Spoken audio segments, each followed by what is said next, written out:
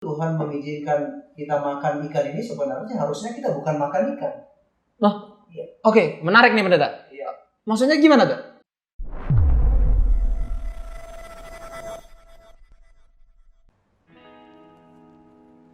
Halo semuanya, balik lagi di YouTube channel Generasi Milenial Malakajaya. Teman-teman kayaknya lihat ya, kayaknya ada yang berbeda nih dari konten-konten sebelumnya yang ada di Generasi Milenial Malakajaya. Hari ini adalah hari spesial. Jadi episode pertama nih, episode pertama konten podcast. Nah, di sini kami akan menghadirkan narasumber-narasumber yang elektabilitasnya itu jangan dipertanyakan deh. Itu kami sudah persiapkan. Nah, jadi hari ini saya yang akan pimpin. Perkenalkan, nama saya Michael Pasuhuk, biasa dipanggil Akil. Oh, bukan, Michael aja. Dan saya ditemani, saya nggak hanya sendiri ya. Jadi di sini saya juga ada narasumber yang saya bawa. Mungkin saya langsung perkenalkan. Di samping saya bisa sapa Pak Pen. Shalom semuanya. Oke, jadi di sini Salam. Mungkin ada suaranya yang lain, Salam. Nah, gitu. Amin. Jadi di sini bukan hanya kami berdua ya, ada di belakangnya sebenarnya. Di sini saya perkenalkan dulu ya, Pak Pen ini. Nama Pak Pen? Pendeta Pendi Malau. Oh, Pendeta Pendi Malau. Jadi Pak Pen ini berprofesi di bidang apa nih Pak Pen? Ya, yang jelas sebagai seorang pelayan pendeta. Oke, seorang pelayan pendeta. Pendeta sudah, Pak Pen ini sudah menggeluti bidang atau profesi yang sebagai seorang pelayan ini berapa lama Pak Pen? Ya, sampai dengan tahun ini sudah melayani di beberapa gereja, jadi sekitar 16 tahun. Wah, sudah lama pendeta ya. Emang sudah, jangan tanya lah ya. Kalau kelas itu udah sampai Kuliah tamat. udah S2 kayaknya. Ya, dibanding 10 tahun udah lebih lama lah ini. Iya, pendeta. Oke, tandanya saya panggil Pak Pen nggak apa-apa ya? Iya, oke. Supaya kita lebih akrab Pak Pen. Iya. Soalnya saya juga gugup. Nah, kita akan bahas Pak Pen ya. Jadi saya mau tanya, Pak Pen suka makan? Pasti dong. Iya, pasti. Iya, kalau nggak makan Iya. nggak sehat. Makan untuk hidup kan? Iya. Lalu apa sih makanan favorit Pak Pen? Iya, makanan favorit karena saya lahir di tanah Batak, tentu seleranya selera orang Batak lah ya. Oh, oke. Tandanya Pak Pen ini orang Batak. Iya, betul. Oh, kelahiran Batak Pak Pen? Maksudnya lahir di Sumatera Utara? Sumatera Utara. Oke, tandanya Di Samosir. Samosir. Iya. Pulau Samosir. Iya, di Samosir. Betul ya? Iya, betul. Takut salah. Oke, jadi makanan favorit Pak Pen adalah tadi Makanan khas orang Batak lah. makanan khas orang Batak. Arsik ikan mas. Arsik ikan mas. Oke. Dulu sih saya pernah Pak Pen. Pernah ya? Ada yang nyobain gitu. Saya pernah nyoba gitu. Enak emang ya. Iya. Si aku emang enak gitu. Terus kalau soal makanan nih Pak Pen. Kan Pak Pen suka makanan arsik ikan mas. Iya. Nah, pas nih ikan ya. Ikan. Nah, kita akan bahas nih pendeta Pak Pen tentang makanan seafood, makanan laut. Tapi sebelum itu Pak Pen bisa nggak sebutin apa sih ciri-ciri makanan sehat itu? Terus seperti apa yang baik dikonsumsi bagi kita? Iya, makanan ketika kita memakan suatu makanan, ya kita harus berpikir bukan hanya enaknya saja. Tapi apakah ini sehat? Itu Poinnya yang lebih enak penting. ya. Poinnya jangan enak aja. Iya, jangan enak saja, tapi apakah ini sehat? Nah, kira-kira seperti itu. Tandanya ciri makan sehat jangan kita cuma di tenggorokan aja Iya. makanya. Padahal kalau lewat tenggorokan kayaknya udah bahaya untuk Iya. tubuh. Nah, kalau itu kita akan bahas makanan khususnya tentang seafood nih. Seafood kan kita tahu Pak Pen ada 4 jenis ya. Makanan Oke, seafood. Iya. Ikan, kerang, moluska, dan rumput laut. Apakah semua jenis makanan seafood itu baik untuk dikonsumsi? Kalau menurut Pak Pen? Iya. Tentu kalau bertanya soal apakah semua itu baik untuk dikonsumsi, kita harus hati-hati.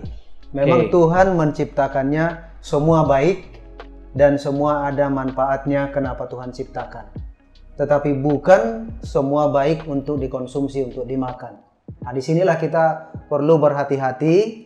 Maka sebagai anak-anak Tuhan kita harus bertanya kepada firman Tuhan. Dari semua yang diciptakan Tuhan ini, apakah untuk kita makan semua? Tentu tidak. Termasuk kita klasifikasi ini seafood. Kita harus hati-hati melihat mana yang boleh kita makan, mana yang tidak, ada aturannya, kira-kira seperti itu. Nah, kalau gitu Pak Pen, kan saya pernah baca nih ya, di salah satu artikel yang ada di internet. Mungkin teman-teman bisa cariin, tampilin. Oh nggak ada ya?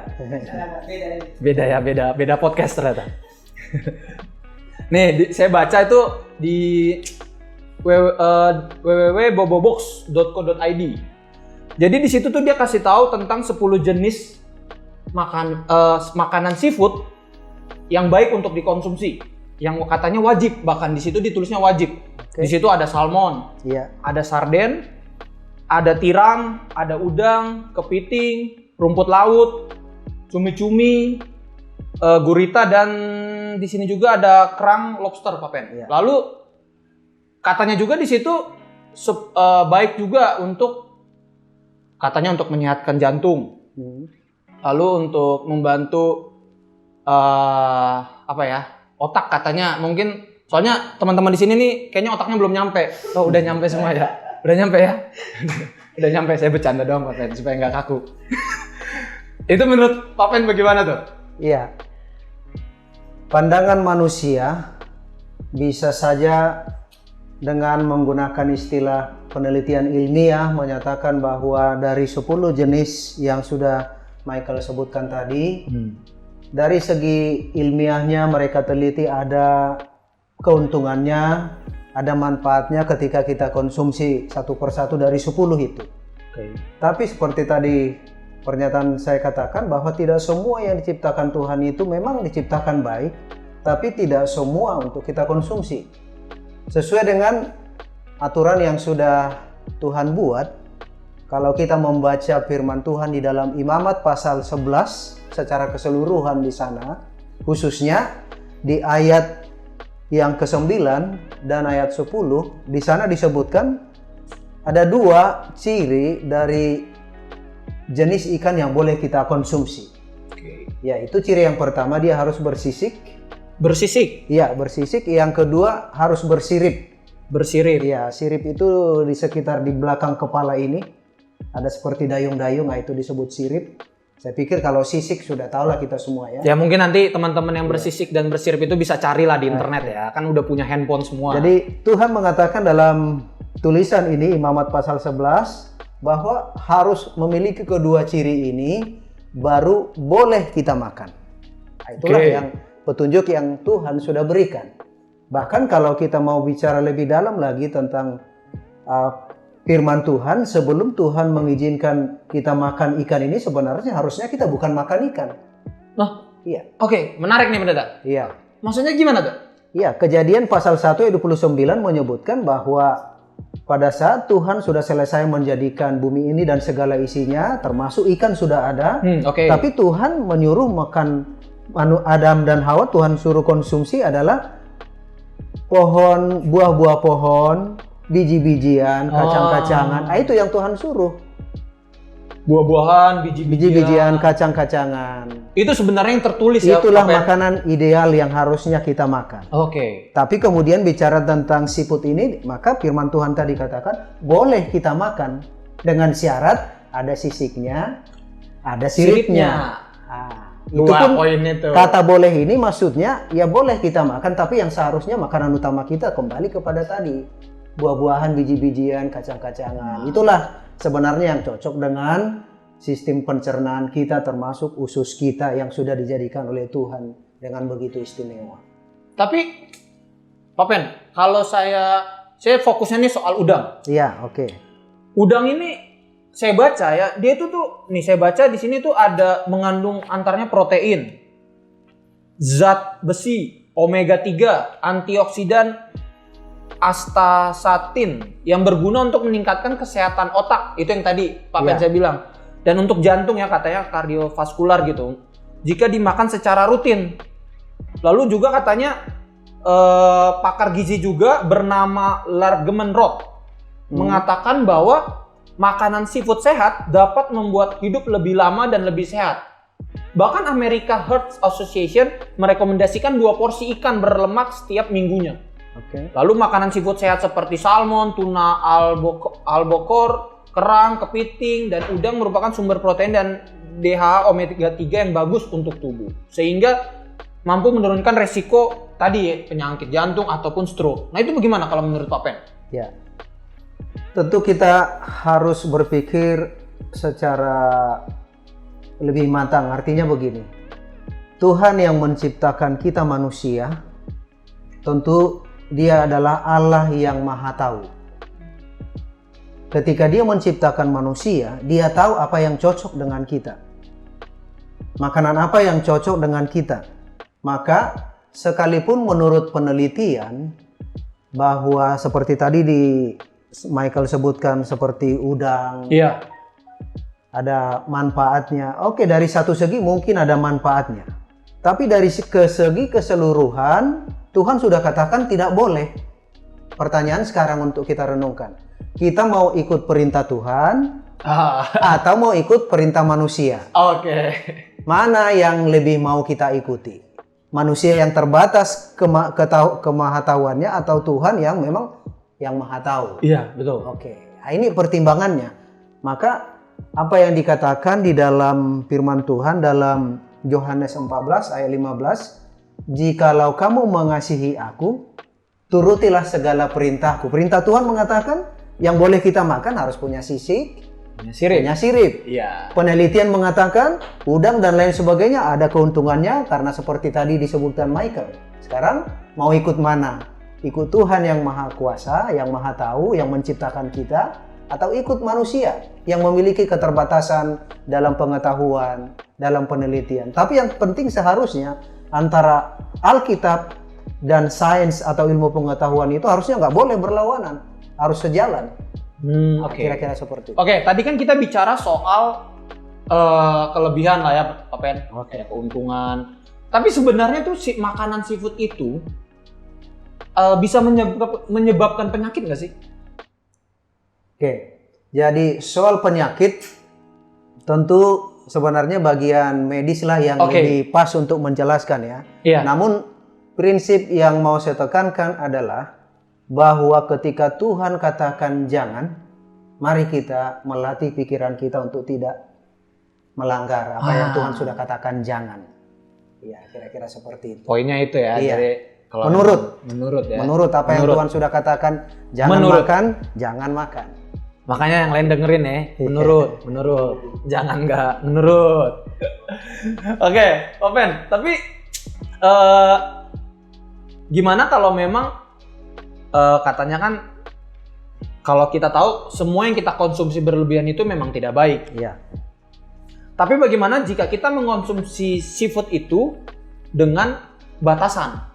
Karena American Heart Association ya Pak Pen bilang menyarankan untuk membatasi makanan berkolesterol per harinya, yaitu tidak lebih dari 300 mg per hari. Nah itu gimana? Ya, kembali kepada tadi ketika Tuhan menciptakan manusia, Tuhan sudah buat panduan makanan, ini yang kamu harus makan supaya kamu sehat, supaya kamu panjang umur. Dan itulah yang dilakukan oleh pendahulu-pendahulu kita. Keturunan dari mulai Abraham sampai beberapa keturunan itu mereka masih memiliki usia 800 bahkan 900 tahun. Wah, 900 tahun. 900 tahun. Apa rahasianya? Mereka menurut kepada apa yang Tuhan suruh. Iya. Soal pengetahuan, saya percaya pengetahuan Adam dan beberapa generasi pada waktu itu, saya yakin lebih hebat dari pengetahuan orang sekarang. Tapi Adam dan generasi yang selanjutnya beberapa generasi itu lebih menurut kepada apa kata Tuhan. Mereka makan buah-buahan, biji-bijian, kacang-kacangan. Usia mereka sampai 800 bahkan 969 tahun yang paling tinggi usianya. 969. Sedangkan sekarang pun hanya paling tinggi itu nggak nyampe 100 Pak. Nggak sampai, udah jarang kita melihat orang punya usia sampai 100 tahun. Wah, memang itu seperti itu. Saya aja dengernya tuh, wah kaget juga Pak Ben. Tapi kita agak sedikit lah bahas tentang perekonomian, Pak Pen. Oke. Seafood ini kan juga ya kita tahu Pak Pen lahir khususnya di Indonesia lah. Kita kenal Indonesia itu terkenal dengan lautnya. Sumber daya ikannya itu wah melimpah deh. Ya. Dan makanan-makanan seperti udang, lobster itu kayaknya seperti bahan ekspor Indonesia ya. Apalagi benih lobster tuh yang lagi tren sekarang ya, yang kena kasus. Ya. Kena kasus karena korupsinya. Itu kan membantu juga perekonomian Pak Pen. Iya. Nah itu gimana kalau menurut Pak Pen? Oke, kalau dari segi ekonomi memang bisa saja ada keuntungan yang bisa mengangkat perekonomian apakah keluarga, apakah bangsa kita secara umum. Namun yang penting kita lihat di sini adalah kenapa sampai bisa terjadi seperti itu, karena memang yang pertama orang bisa saja tidak tahu. Oke. Maka bagi kita yang sudah tahu, banyak profesi yang lain untuk kita mendongkrak ekonomi kita, kan tidak harus dagang udang, kepiting dan lain sebagainya. Banyak profesi yang lain. Yang pasti Tuhan tidak akan biarkan kita. Ya betul. Lalu yang berikutnya adalah bahwa karena orang kurang pengetahuan, ya itulah yang terjadi sehingga apapun sekarang ini dibuat orang jadi untuk bagaimana keuangan mereka bisa meningkat dengan cara entah apapun mereka jual, entah apapun mereka makan, entah dipromosikan melewat kuliner, ini makanan enak, tapi hanya sekedar enak belum tentu sehat. Kayak seperti itu. Oke, Pak Pen. Nih pertanyaan ya. Tadi kan kita udah bahas panjang lebar ya. Iya. Biarpun mungkin masih banyak yang akan kita bahas nantinya. Mungkin akan ada part kedua, Pak Pen. Oke. Dari ayat Alkitab, Pak Pen, mungkin ada nggak sih pengajaran atau penguatan lah dari ayat-ayat Alkitab yang Pak Pen tahu dan mungkin dari kutipan Roh Nubuat. Mungkin Pak Pen juga bisa menjelaskan sedikit apa sih itu Roh Nubuat? Mungkin soalnya penonton kami kan mungkin nggak hanya kalangan orang Advent, mungkin ada kalangan di luar Advent. Sedikit menjelaskan saja, baru nanti Pak Pen ini untuk masuk. Ya, kalau bicara Alkitab tentu kita sudah secara umum sudah memahami lah apa itu Alkitab. Alkitab itu tentu yang ditulis oleh para nabi Tuhan yang berjumlah kurang lebih 40 orang. Kemudian ditulis selama kurang lebih 1500 tahun. Oke. Iya, dengan latar belakang yang berbeda-beda, ada gembala, ada raja, ada ahli ekonomi, ada ahli hukum. Tapi oleh karena Tuhan yang mengilhami para penulis itu, maka mereka bisa menulis Alkitab itu dengan tidak berbeda tujuan. Nah, ini merupakan sebenarnya roh yang mengilhami. Jadi itu sebenarnya boleh juga disebut dengan istilah roh nubuat. Iya, roh nubuat. Artinya Tuhan mengilhami melalui rohnya sehingga para penulis ini bernubuat lewat tulisan-tulisan mereka. Oke, jadi ayat Alkitabnya gimana soal ini? Lalu tulisan roh nubuat tadi, secara khusus roh nubuat itu pemahamannya adalah seperti tadi, Tuhan mengilhami penulisnya untuk menulis yang kemudian menyaksikan tentang Tuhan di dalam tulisan-tulisannya, petunjuk-petunjuk apa yang dilakukan oleh manusia, apa yang diperbuat. Kira-kira itulah yang kita sebut dengan Alkitab ataupun roh nubuat ya. Oke, pertanyaan yang berikutnya tadi apa? Ayat Alkitab. Jadi untuk pembahasan tentang seafood ini, Pak Pen. Iya.